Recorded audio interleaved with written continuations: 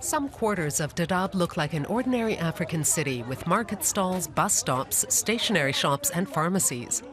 The refugee camp was set up 25 years ago. Most of its 350,000 refugees come from Somalia. Many of them were born here. But now Dadaab is supposed to be shut down, and the majority of its residents sent back to Somalia. We can't return to Somalia. There's no peace there, and with no peace, there's no life. There's no trade. We simply can't exist there. Despite these fears, Kenya has announced plans to close the camp within the next 6 months.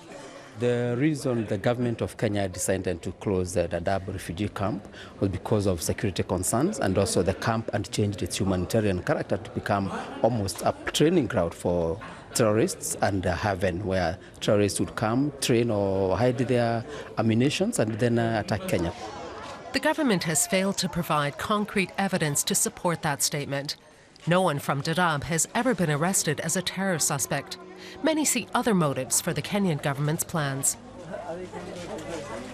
They saw in the European Union decision a decision to give President Erdogan 3 billion euros and then also an EU policy now to try and put money on the table in order to keep the immigrants in country. And I think, yes, it was a time when probably the Kenya government thought, look, this is a burden we need to get paid for.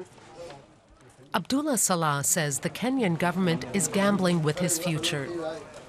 He was born in Dadaab and set up a small business here. For him, relocating to Somalia is not an option. The Kenya government is refusing the refugees to stay longer here. So that one may cause them to go the other way. So to go with those spots, and some of them may die in the seas. Abdullahi fears being used as a bargaining chip by the Kenyan government.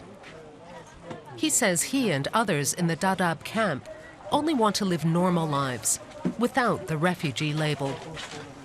These are foreigners, they're not Kenyans. So the issue of connection, they have a connection, a nationality connection with the country that they'll be going back to.